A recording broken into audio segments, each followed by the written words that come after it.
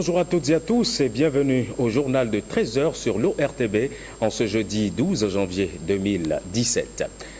La Confédération syndicale des travailleurs du Bénin, CSTB, passe l'actualité nationale au scanner. Paul Essaïko et ses compagnons rappellent leur combat pour le changement de régime en 2016. Ils en ont profité pour faire des projections sur 2017. Je vous propose d'écouter Paul Essaïko, le secrétaire général de la CSTB. Il est au micro de Patrick Benou et de Marie-Louise Perrin. 2016 a connu des actes de bravoure couronnés de succès avec en toile de fond la résistance permanente des travailleurs face aux dérives des gouvernements successifs. J'aimerais tout particulièrement vous saluer et vous féliciter pour l'unité de vue et d'action que nous avons eue lors de la cérémonie de signature de la charte centrale gouvernement et patronat privé. En effet, notre commune organisation syndicale, combative et révolutionnaire, par ma voix, a réservé sa signature dans le passé. Le personnel administratif de l'Assemblée nationale et les députés ont présenté ce lundi les vœux du Nouvel An au président de l'institution. C'est à la faveur d'une double cérémonie qui s'est déroulée dans la sobriété. Guillaume Avienou. Civils et militaires de l'administration du Parlement se retrouvent pour la traditionnelle présentation de vœux du Nouvel An. La cérémonie se déroule dans la sobriété devant le patron de l'institution, entouré pour la circonstance de quelques membres du bureau de l'Assemblée nationale, des membres de la conférence des présidents de groupes parlementaires et de plusieurs directeurs techniques. Excellence, Monsieur le Président de l'Assemblée nationale, puisse Dieu Tout-Puissant vous assister et vous éclairer dans l'exercice de votre lourde responsabilité afin que la représentation nationale sous votre direction puisse combler les attentes légitimes de notre peuple. Le bureau de l'Assemblée nationale et l'ensemble des députés reconnaissent l'importance du travail administratif pour la réussite de notre mission constitutionnelle. Le personnel administratif du Parlement déclare rester mobilisé pour accompagner Adrien Oumbédi dans son désir de moderniser l'institution. Après les fonctionnaires de l'Assemblée nationale, c'est au tour de la représentation nationale de s'adresser à son président.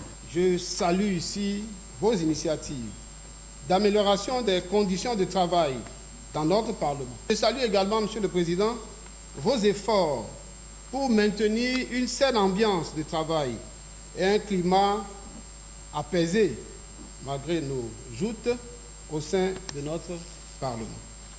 Cette cérémonie de présentation de vœux intervient quelques semaines après la présentation du programme d'action du gouvernement et le vote du premier budget de l'État à l'aide du Bénin révélé, porté à plus de 2010 milliards de francs CFA, une première dans l'histoire politique du Bénin. Deux instruments de gouvernance indiquant de meilleures perspectives pour le peuple béninois à partir de 2017 que les députés s'engagent à soutenir, selon le premier vice-président de l'Assemblée nationale, Éric Hundweti. Restons à Porto Novo pour évoquer la célébration de l'Épiphanie. Cela fait 95 ans que la cité des Aïnovi célèbre cette fête chrétienne. Guillaume Avienou et son équipe ont assisté à la célébration de l'Épiphanie 2017 à la cathédrale Notre-Dame de Porto Novo. Reportage. La fête de l'Épiphanie, la visite des trois rois mages à l'enfant Jésus, selon l'évangéliste Saint Matthieu, célébrée avec ferveur à la cathédrale Notre-Dame de l'Immaculée Conception de Porto Novo.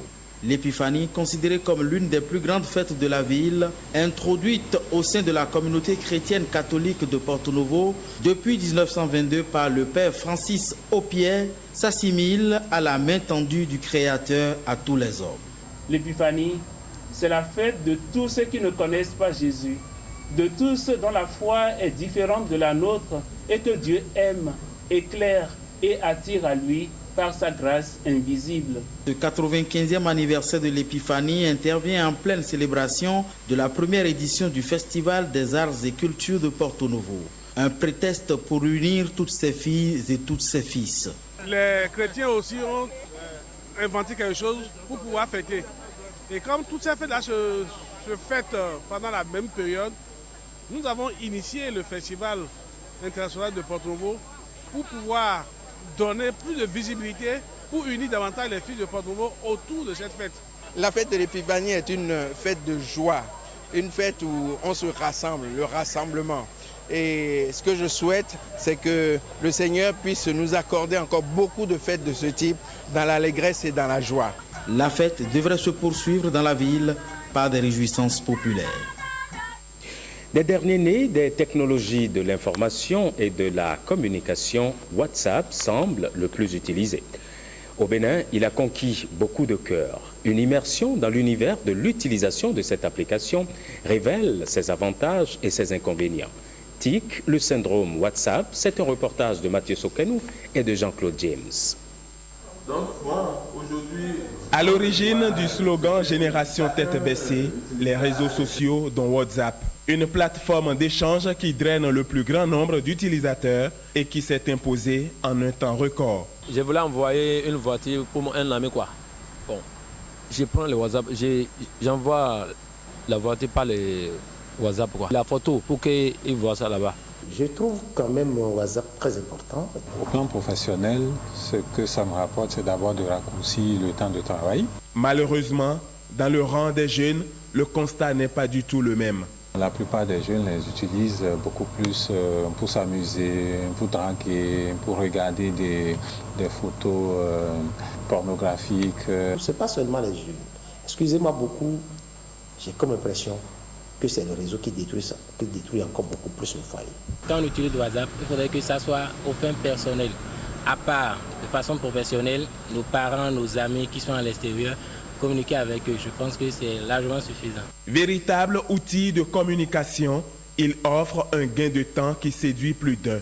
C'est aussi une source d'information qu'il faut prendre avec des gants. Oui, parce que déjà, quand il y a conseil des ministres, où il y a un accident, où il y a, disons, une information de façon vitale, je pense que WhatsApp est le réseau le mieux informé avant la presse. De l'autre côté, il y a trop d'intoxication du fait qu'on ne se rend pas compte, on ne sait même pas d'où sort la vérité ou pas.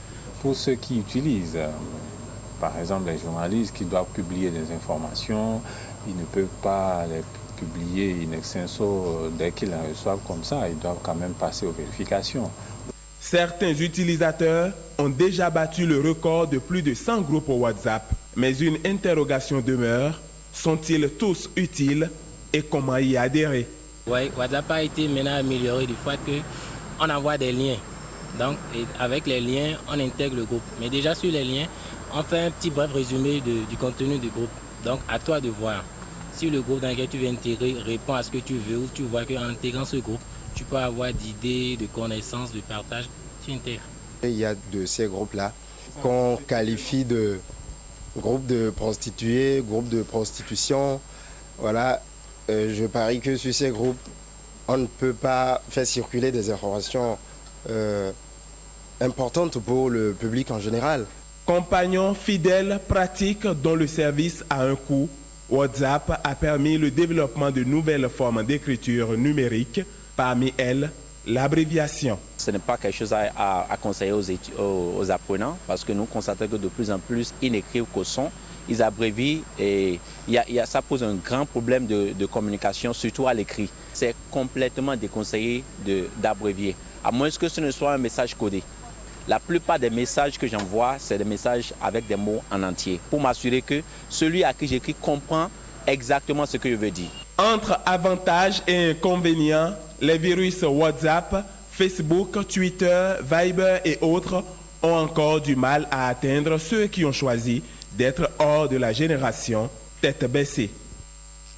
Et pendant ce temps, la cybercriminalité, elle, prend des allures inquiétantes au Bénin. À cette escroquerie s'ajoutent désormais des pratiques occultes, pratiques qui vont jusqu'aux sacrifices humains et départ des divinités ancestrales. C'est une situation qui n'est pas de nature à mieux présenter les cultes traditionnels. Samuel Adimi, Igor Ayosso, reportage. Derrière un ordinateur et au bout du clic, ils anarquent, escroquent et dépouillent leurs victimes. Au-delà de cette méthode classique, les cyberdélinquants font recours aujourd'hui à des pratiques occultes. Des sacrifices sont faits, des vies humaines sont parfois ôtées. C'est vrai que de plus en plus, les jeunes cyberdélinquants s'adonnent à cette pratique de charlatanisme. Parce que, d'abord, dans un premier temps, la lutte est devenue un peu plus rude. Au départ, ils avaient en face presque rien. Aujourd'hui, il y a une structure qui est née. Alors, du coup, ils ont l'impression que, avec les pratiques de charlatanisme, ils peuvent se donner de pouvoir occulte pour pouvoir endormir la conscience de ces victimes-là de façon à les arnaquer plus facilement. Cette variété de divinités qu'on appelle généralement Kenessi, qui est beaucoup plus utilisée par les jeunes pour pouvoir hypnotiser leurs victimes et puis leur soutirer beaucoup d'argent, cette divinité-là n'est pas directement dans le panthéon du vaudou, comme le vaudou haïdien. C'est une divinité qui est para, parce que c'est une divinité qui est liée à la sorcellerie. On appelle ça Kenessi, mais c'est Azé-vaudou. En principe, cela ne devrait pas se retrouver dans les mains des enfants. Mais vous savez, c'est question d'argent qui fait que cela se retrouve ainsi. Novembre 2016, un acte crapuleux est commis à Révier, commune d'Abomey-Calavi. Une jeune élève est abattue froidement. Les populations désarçonnées pointent du doigt les cybercriminels. Ce qu'ils ont fait pour la fille là, c'est pas bon. Mais c'est les gars, man. C'est les jeunes qui sont dans le quartier. Le phénomène prend des allures inquiétantes. En 2016, 471 cybercriminels sont interpellés par l'OCRC. Le préjudice en numéraire est évalué à 810 933 francs CFA. La traque se poursuit, mais les moyens de coercition semblent peu efficaces. Aujourd'hui, nous savons qui sont ceux-là qui ont cette divinité et qui les donnent à ces enfants-là pour d'abord les déscolariser et créer de sérieux problèmes à notre nation. Mais qu'est-ce que nous pouvons faire pour les en empêcher? Il n'y a aucun arsenal juridique. Il faut dire qu'il y a quand même de lois qui existent, même si ça présente quelques insuffisances. Nous nous appuyons actuellement sur la loi 2011-20 du 12 octobre 2011 portant lutte contre la corruption et autres infractions connexes en République du Bénin. Cybercriminalité, sacrifice humain, le tandem pourrait mettre à mal les croyances endogènes. Il ne faudrait pas confondre les choses. Le vaudou n'a rien à voir avec ces pratiques de cybercriminalité qui est un phénomène nouveau. C'est un néo-phénomène. Donc cela n'a rien à voir avec la pratique du vaudou qui est vraiment une pratique beaucoup plus vertueuse. Aux concitoyens qui vont sur Internet d'être extrêmement méfiants de tout ce qui se propose sur Internet. Parce que généralement, le cyber-escroc joue sur la naïveté de la victime. Donc, ils n'ont qu'à être déjà extrêmement prudents vis-à-vis de tout ce qui se propose sur Internet et prendre de recul. Essayer de vérifier avant d'aller au contact. Des pratiques occultes en lien avec la cybercriminalité et si les religions endogènes elles-mêmes étaient mises à contribution pour arrêter la saignée. Je vous emmène à présent à Gomboko, c'est dans le 2e arrondissement de la ville de Parakou.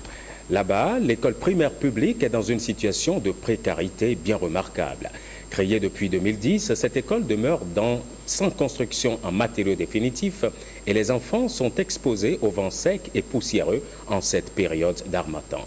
Suivez ici le reportage de Landry Kossou et de Ronald Robinson. Ils sont exposés aux intempéries.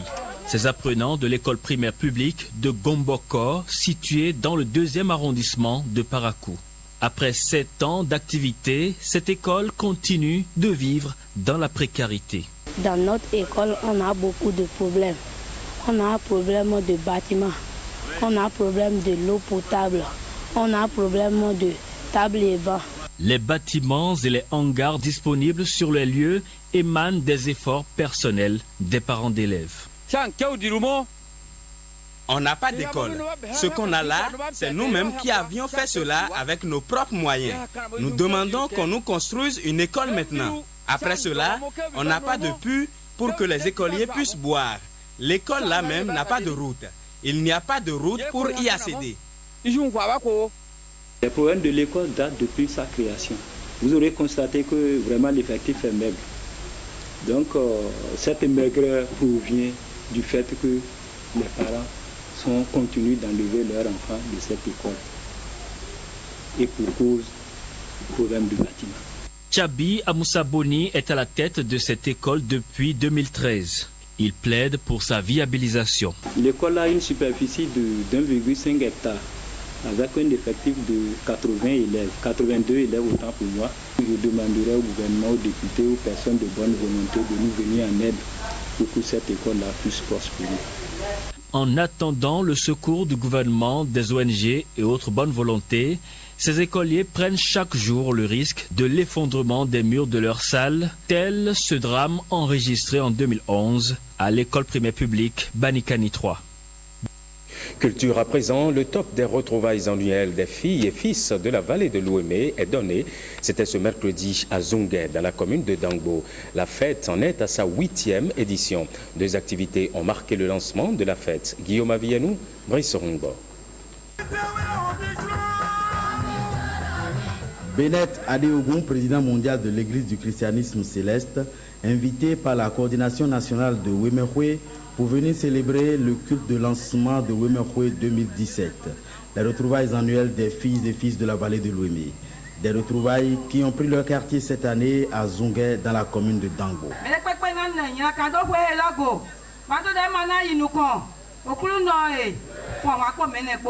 Angala wa futa jeto fún àwọn apo yepo me sa koto ali ojibo ja Jésù nu àwọn eton me kaka mi do fowe Jésù anu àwọn mepo ton me ba won na sunu yonu yopo me ho.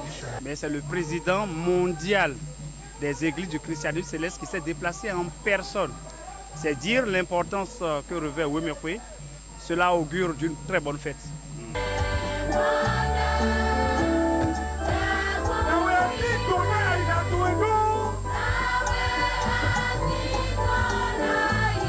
Cette année, la fête a été placée sous le signe de l'union des ressortissants de la vallée, loin de la polémique née du tissu de la 8e édition de Ouémé.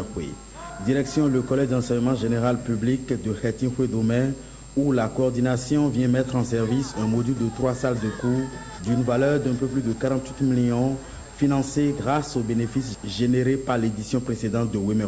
Cette œuvre-là a été réalisée grâce à la participation de vous tous ici présents. Ouémé 2017, dont le top a été donné ce mercredi, devrait se poursuivre jusqu'au dimanche prochain. Fête des religions endogènes, on en parle encore. Le Vodou Peto Deka était à l'honneur ce 10 janvier à Dan, dans la commune de Djidja. Les adeptes se sont retrouvés pour célébrer la fête. Ce fut de véritables moments d'union. Gilles Dansou, Aurel Aklogan. Fête des religions endogènes ici à Dan. Les fidèles sont venus apporter beaucoup de couleurs à la fête. Le vaudou, notre identité culturelle. Le Trompeto Deka est célébré. Vaudou Trompeto Deka dont on parle, c'est la divinité qui couvre toutes les autres divinités. C'est un messager pour les autres divinités.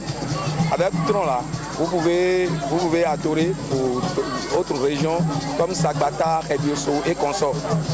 C'est que Tron t'indique même aller voir cette divinité-là, lui donner ce qu'il veut. Et comme ça, nous sommes fiers dedans, tel que vous le voyez maintenant, tel que vous êtes en train de constater avec nous. Nous sommes fiers dedans, la fête se passe très bien. La fête se déroule avec beaucoup de messages de paix, d'union pour construire ensemble. Je ressens la fête avec beaucoup d'émotion. Le seul vœu que je leur formule, c'est l'union. Ils n'ont qu'à rester soudés, travailler tous ensemble et faire en sorte que Djidja émerge, transcende de tout ce qu'il y a comme clivage politique et autres. Parce que ce n'est que dans l'union que nous pourrions construire effectivement notre commune. Le vaudou, notre identité culturelle.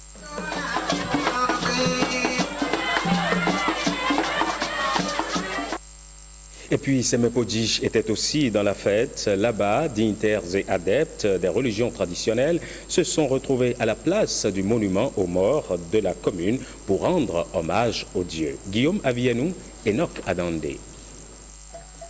Un grand jour pour les adeptes des religions endogènes de la commune de Semepodji. À l'instar de leur père du pays, ils rendent hommage aux dieux de la dite commune en ce jour où le Bénin célèbre la 23e édition de la fête du Vaudou. C'est Dieu même qui a pris le vaudou à Wanjo comme son premier fils, comme l'a dit cette chanson d'un artiste béninois.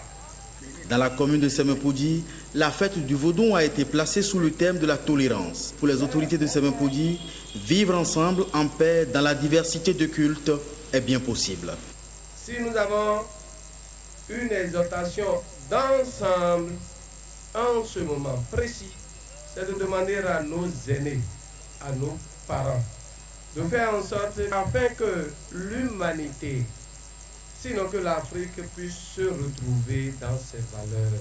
Le TOFA de cette année, consulté à l'entame des festivités du Vodounkwe 2017 à Semenpodji, une tradition respectée chaque année, ce TOFA prédit une année de grâce et d'abondance au prix de la patience. Direction Djidja, les adeptes de plusieurs divinités se sont réunis ce mardi, instant de prière et surtout d'adoration. On retrouve Gilles Dansou.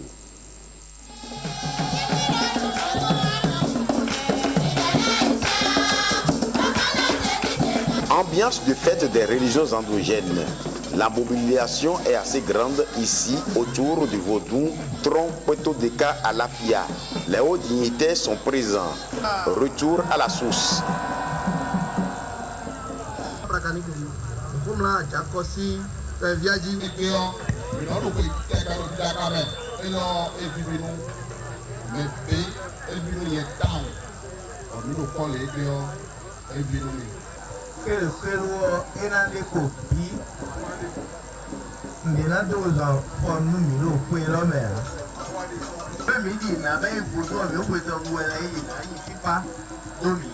Le volet culturel, une grande richesse. Sans notre culture, on n'a plus rien d'autre à développer, à montrer aux Blancs. Et dans la commune de Djidja, il a valorisé, il a montré que sans Vaudou, on ne peut absolument rien. Vaudou leur donne la prospérité dans toutes leurs activités. Que chacun de nous sache que nous devons promouvoir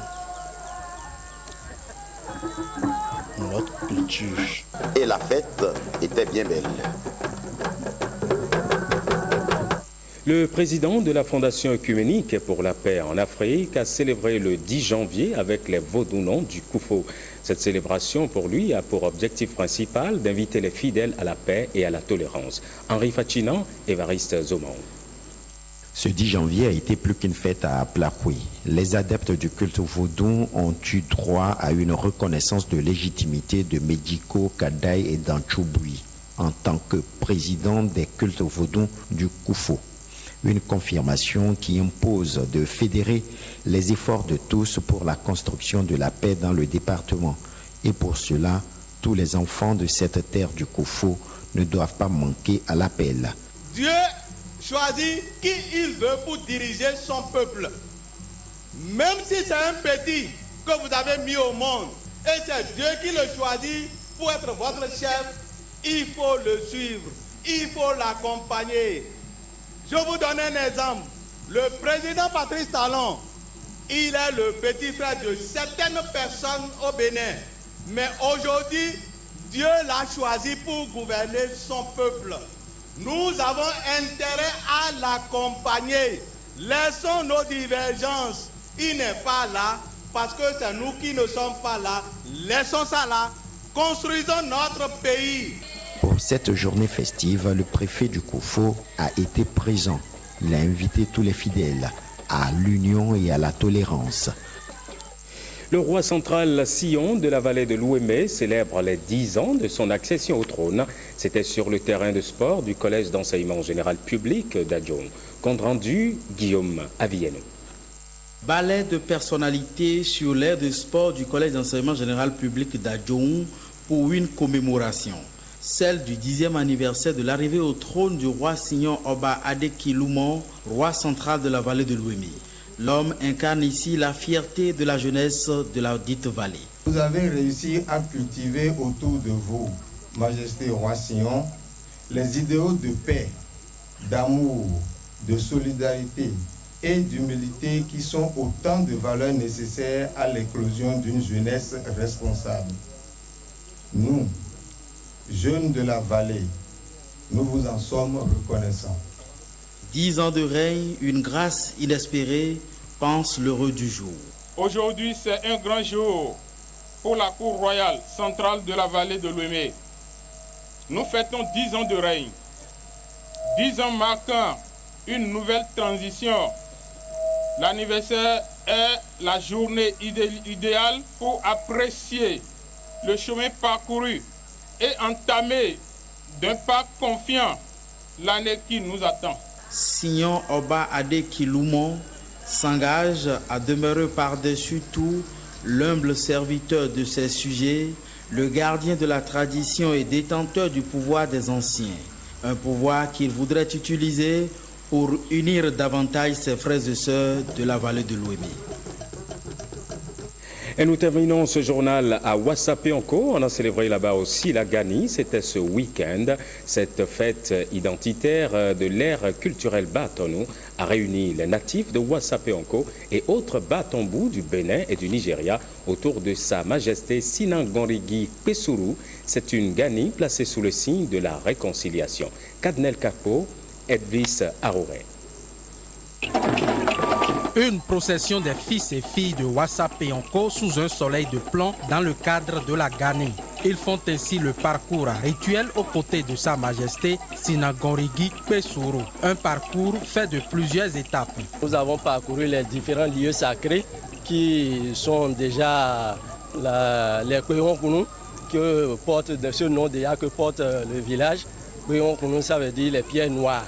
C'est ce nom qui est transformé pour devenir Péonko. Après les Péonkounou, nous sommes allés au niveau des tombes des Gbogbo, des chefs de terre, ceux qui étaient là avant que les Ouassangari ne fassent leur apparition. Les allégeances solennelles se font au roi.